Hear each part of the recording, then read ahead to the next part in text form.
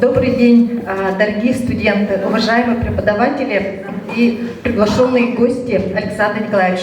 Во-первых, хочу поблагодарить вас за приглашение для участия в столь интересном мероприятии, которое вот у вас проходит регулярно. Да? И тема, которую я выбрала, вот, которую озвучил Александр Николаевич, это вот самоактуализация личности, да? И формирование, продвижение своего личного бренда, она сегодня очень актуальна и востребована. Да? Ну, вы сами знаете, в наши дни очень популярны соцсети, всякие блогеры, при этом очень много различных людей, которые предлагают людям воспользоваться мастер-классами, какими-то тренингами и так далее. Да? То есть сегодня мы будем говорить не об этом. Да? Вы, наверное, изучаете психологию. Изучаете? Да. В рамках учебы? Еще нет, да? В учебе нет. Ага. Ну, сами, наверное, да, я очень радуюсь тому, что нынешняя молодежь, она очень подкованная, она очень любознательная и самостоятельно, даже если где-то не обучают, она самостоятельно находит информацию, именно вот, например, по психологии, да. Вот ко мне приходят клиенты, молодежь, и я всегда поражаюсь их начитанности, эрудированности, да, тому, что как они умеют хорошо рефлексировать. То есть умение вот рефлексировать, то есть анализировать, да, собственные, скажем так, эмоции, поступки, действия объективно, это отличная способность, которая все-таки отличает человека, который стремится к эмоциональной зрелости. Да? То есть это человек, который умеет критическое мышление, да? Человек, который проверяет информацию, прежде чем доверяет. То есть если раньше старшее поколение, среднее поколение, сейчас тоже можно так сказать, доверяет, ну скажем так, часто распространяется, бывает, что и, как сказать, вследствие каких-то, скажем так, участия моих коллег из каких-то желтых, да, таких, я бы не хотела говорить средств массовой информации, да, а различных, ну, скажем так, групп заинтересованных в том, чтобы формировать общественное мнение, да, и в отличие от старшего поколения, вот вы, ребята, очень хорошо умеете отличать фейк от достоверной информации, да. То есть наши бабушки и дедушки, они часто доверяют всему тому, что, ну, скажем так, увидят, услышат и так далее, прочитают. Вот в отличие от них вы имеете такое критическое мышление. И в этой связи я бы хотела вам немножко приоткрыть как бы тему, которую разработал и еще в далеком 1943 году озвучил, преподнес, можно сказать, подарок миру, да, людям, американский психолог Абрахам Маслоу. На самом деле вообще считается, что это не американский психолог, а он родом был из России. Его мама была славянской национальности, но тем не менее вообще везде во всем мире считается, что он американский психолог, да? То есть он состоялся как профессионал именно в Америке. Вот. Возможно, вы читали, кто-нибудь знаком с иерархией потребностей, пирамидой Маслоу? Поднимите руки, кто хотя бы раз в жизни читал или, ну, краем уха слышал об этом. Молодцы. Вот те, кто не читали, вы можете открыть, прогуглить, да, буквально, и прочитать об этой теории Маслоу, которая является основоположником гуманистической психологии, одним из основоположников. И вот, это очень интересная пирамида. На самом деле это была не пирамида, а теория, которая рассказывала о мотивации человека, да, и о его потребностях.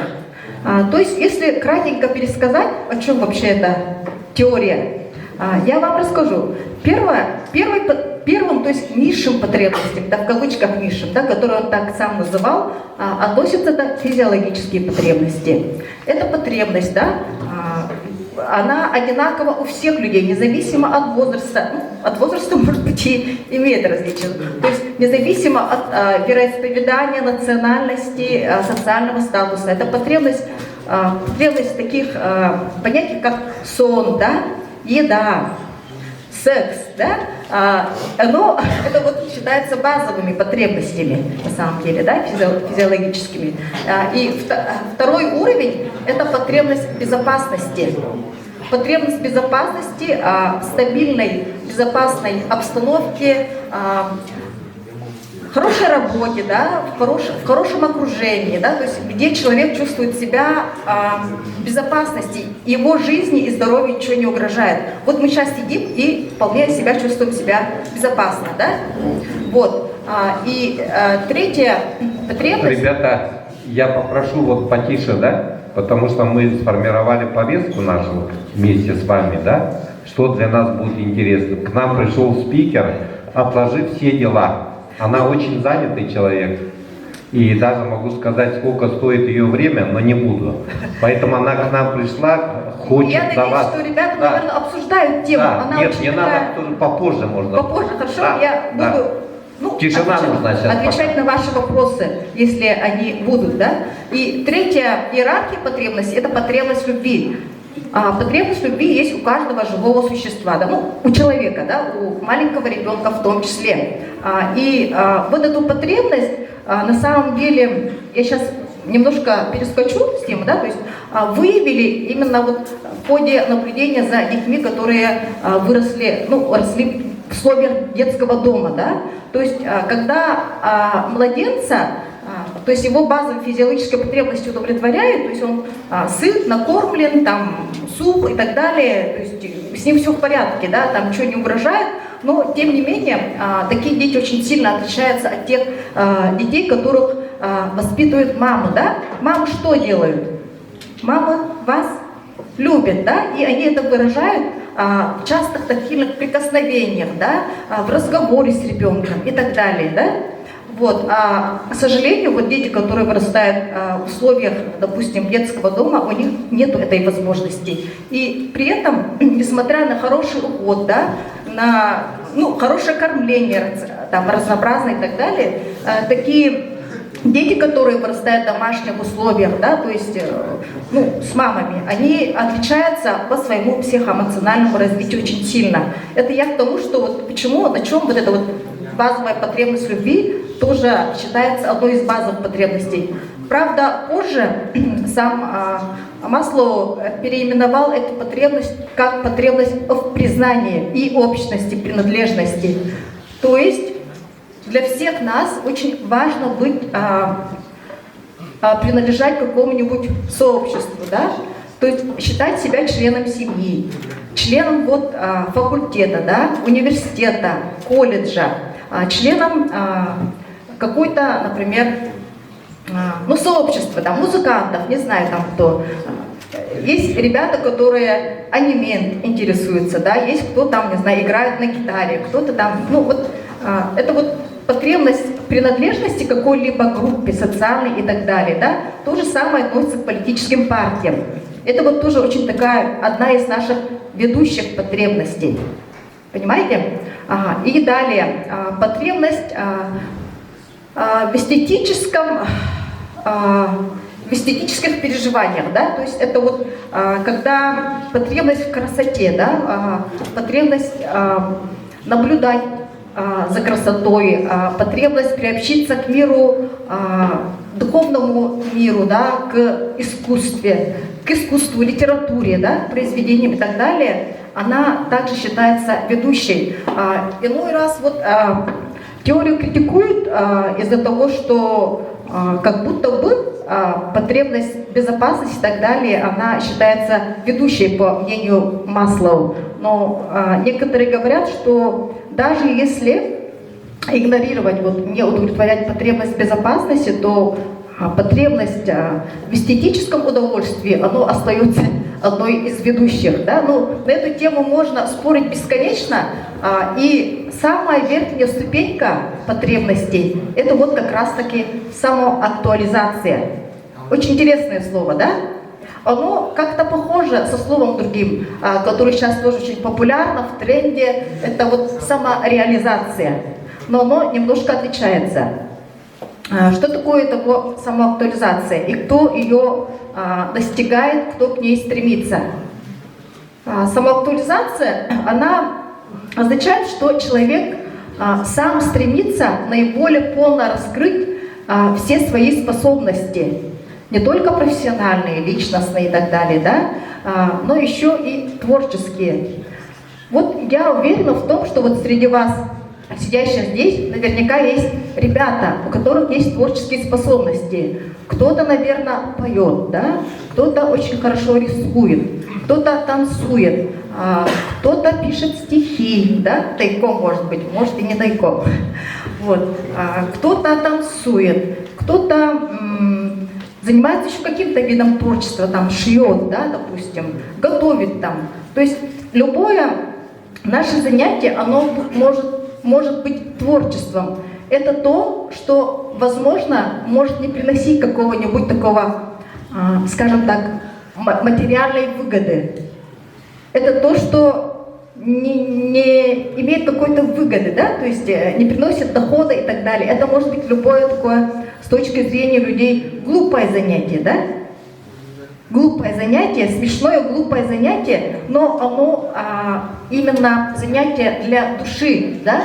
Для души, для нашего, скажем так, гармоничного развития и плюс для того, чтобы мы проживали полноценно, ярко свою единственную жизнь. Я всегда напоминаю своим клиентам, независимо от возраста, что жизнь – это путешествие из точки А в точку Б. Насчет времени вы мне как-то знак дайте, пожалуйста, у меня сколько там осталось, да?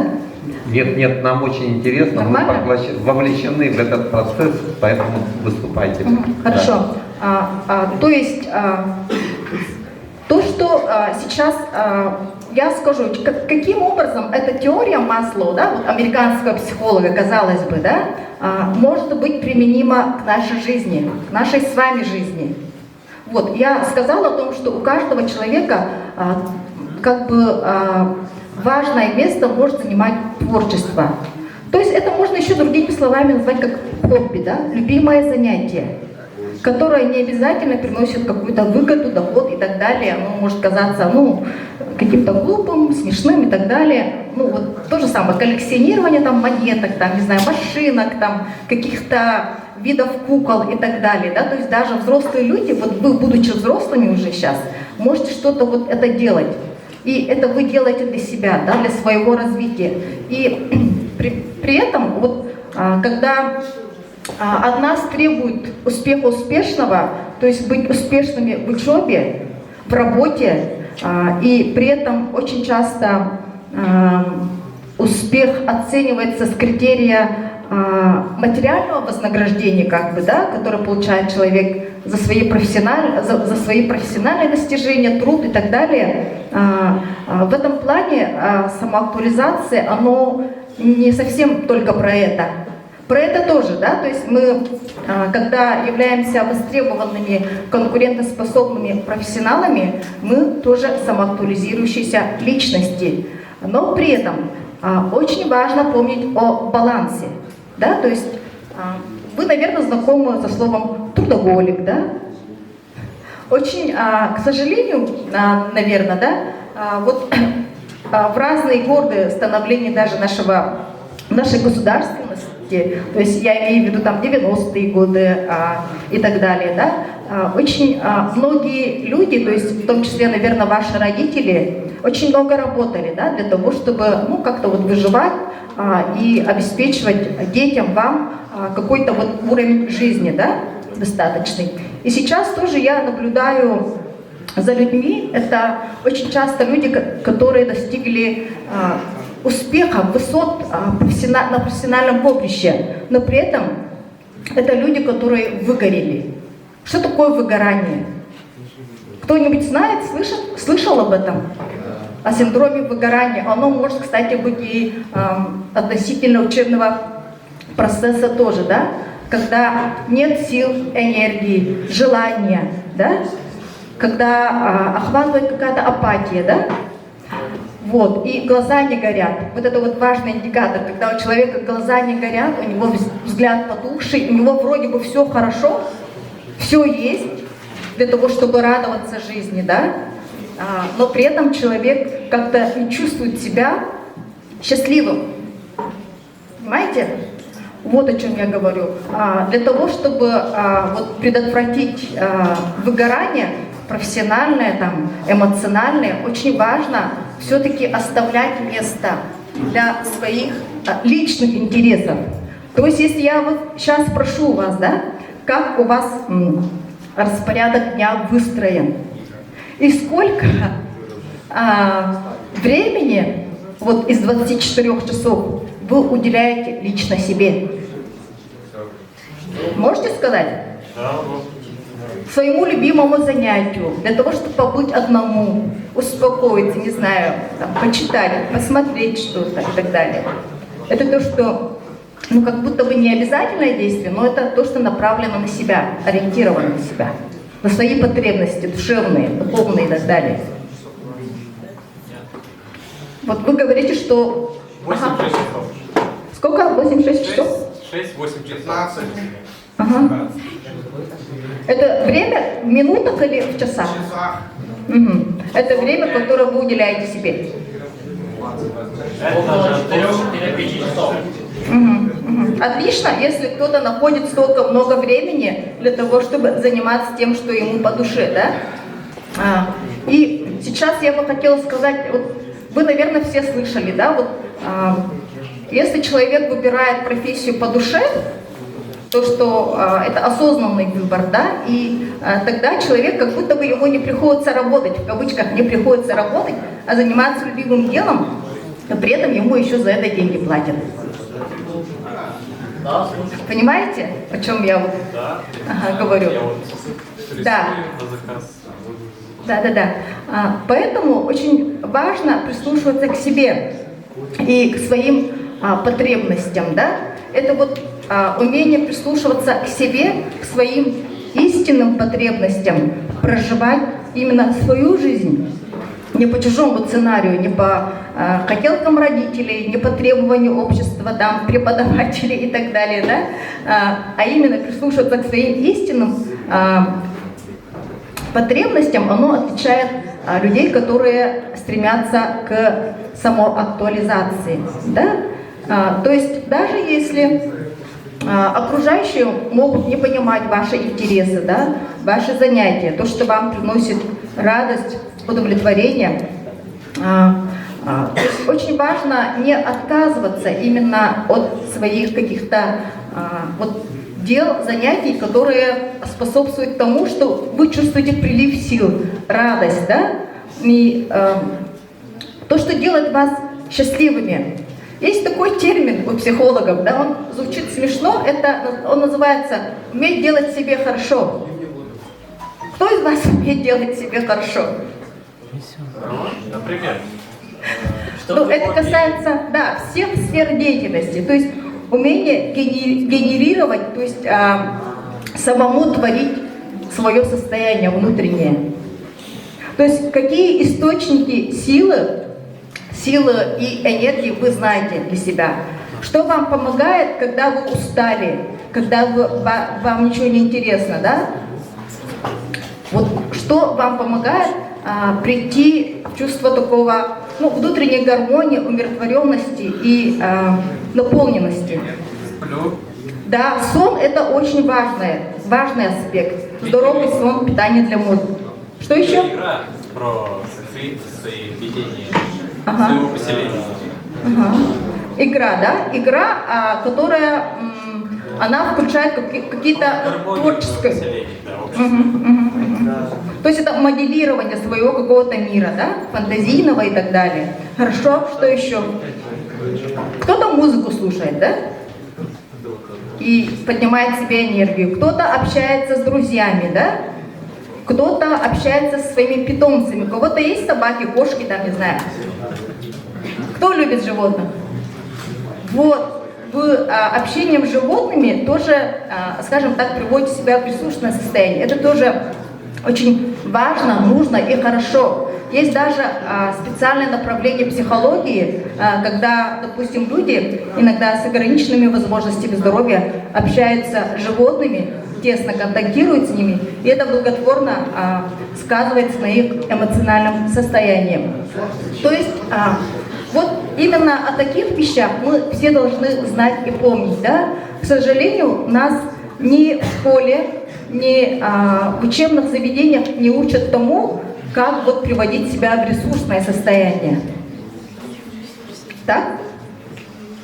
То есть мы сами интуитивно, либо копируя своих родителей, можем обучаться каким-то приемам, методам именно вот приведения себя в ресурсное состояние.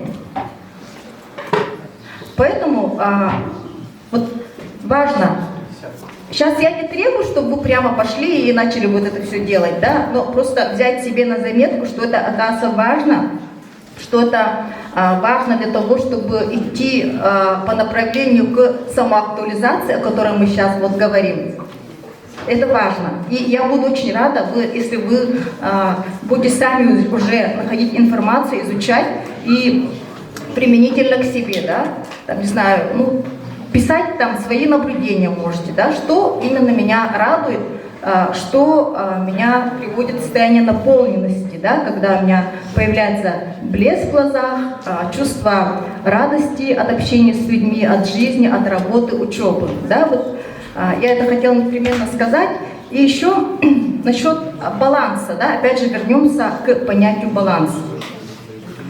Вот, что касательно самоактуализирующейся личности, это человек, который наравне с профессиональным, скажем так, развитием, опять же, да, я повторюсь, он стремится к творческому развитию, самореализации, да. То есть, если у вас есть какие-то таланты, скрытые, явные и так далее, способности, очень важно это не игнорировать в себе, не смеяться, не обесценивать, не принижать своих каких-то вот интересов, каких-то занятий и талантов. Вот. Ну, если вернуться же, да, опять к тому, как это можно применить в своей жизни, вот когда меня Александр Николаевич представлял, очень много, да, вещей он сказал. Иногда, ну, если как в анекдоте получается, меня спрашивают, а ты чем занимаешься? Я сразу с разбега иногда, ну так, чуток думаю, что бы сказать, да, потому что я говорю, я как пират. Да? То есть ты спроси, чем я только не занимаюсь. Угу. Вот, это про то, что я стараюсь все-таки вот, находить баланс именно вот в профессиональной деятельности. То есть я совмещаю две профессии. Вот первая профессия у меня профессия журналиста, да? И вторая профессия у меня профессия психолога. А все остальное это уже, ну, как сказать, приобретенное, то, что я всегда следую и выработано вследствие того, что я следую за своими интересами. То есть дополнительные навыки, знания, умения. Возможно, у вас есть вот тут в учебном учреждении какие-то кружки, там, я не знаю, то, что вам предлагают преподаватели. Вот даже вот это вот заседание, да, молодежного клуба, оно все равно вам дает дополнительно какие-то новую пищу для размышления, для личностного, профессионального роста. Поэтому очень важно стараться как-то вот не обесценивать такие мероприятия, да, или вещи, которые вам предлагают вот преподаватели. Важно себя пробовать в разных направлениях, в разных сферах, где вы раньше, казалось бы, ничего не знали и не умели. Это означает, что придется выйти из зоны комфорта. Это означает рискнуть, что над тобой, наверное, ну, иногда могут там смеяться ровесники, там, не знаю, еще кто-то что-то, да, то есть кто-то что-то может сказать, если не сразу у тебя получается. В этом, в связи с этим я бы хотела вспомнить свой личный опыт, когда я начала писать стихи. Я начала писать стихи, и я долгое время отправляла в редакцию письма со своими стихами. Ну, какими-то детскими, смешными, но мне они казались очень важными, да, потому что это был для меня результат моего творческого самовыражения.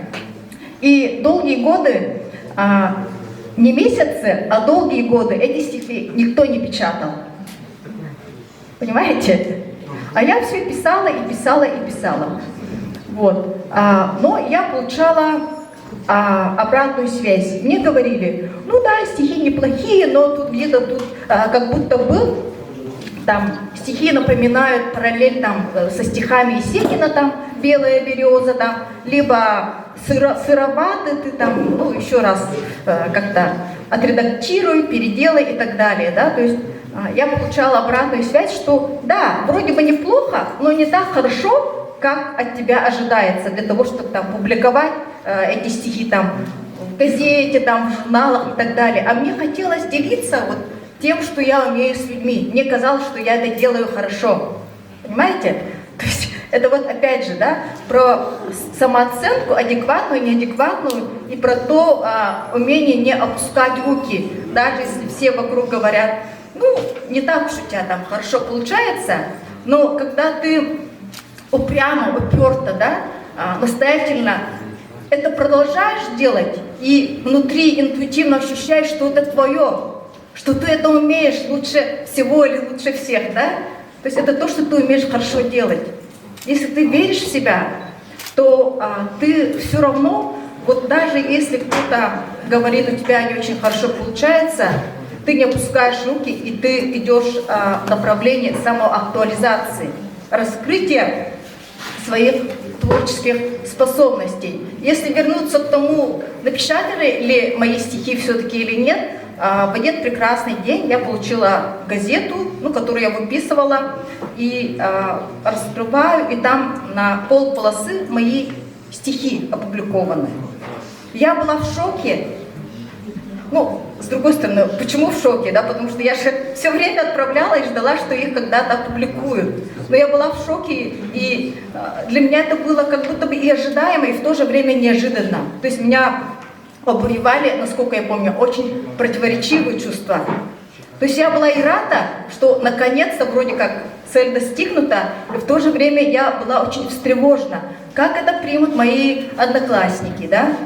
Как это примут мои учителя?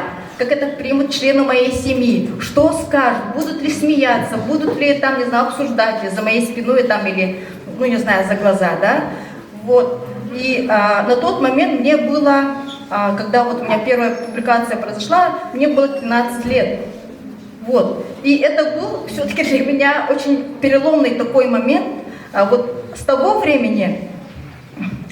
Я не хочу хвастаться, но с того времени я вот пишу и публикуюсь, да, и я очень рада тому, что я не опустила тогда руки, я не согласилась как бы с критикой, да, с тем, что у меня не очень хорошо получается. На самом деле они мне давали объективную обратную связь, не нахваливали, не говорили там, ну как-то вот, не раздували мое эго, мой нарциссизм, да, у нас же он у всех есть почти, но при этом вот с вашей стороны очень важно продолжать делать то, что вы делаете. Это касается всего, не только стихов, это касается, не знаю, катания на лыжах, на сноуборде, на коньках и так далее, да, вот то, что, наверное, многие из вас любят делать. Это касается того, что вот я хочу научиться играть на гитаре, я хочу овладеть там иностранным языком, да, то есть не всегда сразу у всех получается, и это нормально.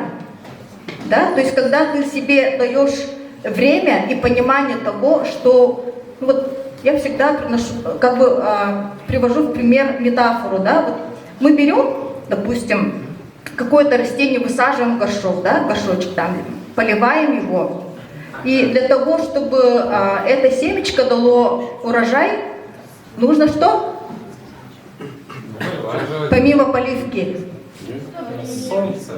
Солнце, еще что? Удобрение. И самое главное, что нужно? Вода, да. Еще что? Уход, да. Еще что? Самое главное, самый ценный ресурс. Время. Да, пятерочку. Время. То есть нужно дать время для того, чтобы наши усилия увенчались успехом. Да? Это касается всех сфер. То есть нажми на кнопку и получишь результат. Так не бывает вообще. Ну, редко бывает, но почти очень редко, да? Такая карьера быстро растет и быстро падает. Да, можно и так сказать. То есть кто очень быстро как бы без набивания шишек достиг чего-то, он может и не ценить сам этого, да? Но в то же время есть такой поступок, как виртуоз играет на скрипке. Либо хомусист играет на хомусе, либо кто-то очень хорошо поет. Вы наблюдали вот за виртуозами, мастерами своего дела? Либо кузнец там кует что-то, либо преподаватель что-то рассказывает, да, и его речь течет, и все сидят и открывают рты, да? Всем интересно. То есть это кажущаяся со стороны легкость. Или когда кто-то танцует, словно, не знаю, порхает, как бабочка, да? Либо кто-то работает или готовит еду, словно, не знаю, танцует. Вы наблюдали за такими людьми когда-нибудь? Да. Да. И всегда ведь кажется, что это легко, что я могу легко повторить. Да? То же касается работы. То есть для того, чтобы достичь вот этого мастерства, профессионализма, уровня виртуоза, там требуются не только вот природные какие-то задатки, способности, да, но плюс еще и трудолюбие. Это годы, я не хочу сказать только тренировок, да, это годы работы над собой, над тем, что ты пестуешь, во что ты веришь, что ты любишь делать. Вот. И тогда со стороны это кажется, что это очень легко. Это без надрыва, без напряга, оно происходит, как будто ты дышишь, танцуешь, поешь и так далее, да, то есть и хороший работник это не обязательно тот, кто там, с которого пот там катится ручьем, да, это человек, возможно, тот, который ходит, улыбается, вроде как, да, ну, непонятно, когда он работает, что делает, но при этом он это делает легко и, профессионализм этому человеку позволяет, да, оставаться в хорошем настроении, да, наслаждаться общением с коллегами, друзьями, однокурсниками, да, с преподавателями, со своими членами семьи и так далее. Но при этом этот человек все успевает. То есть мы можем вернуться к понятию тайм-менеджмент. У меня время уже прошло, да. И, ребята, я очень надеюсь, то, что я пыталась до вас донести о том, кто такой самоактуализирующийся человек, вы хоть что-то уловили. Если кому-то интересно, вы можете сами дополнительно изучить информацию. Я очень надеюсь, что многие из вас будут уже начинать двигаться в этом направлении. Спасибо за внимание.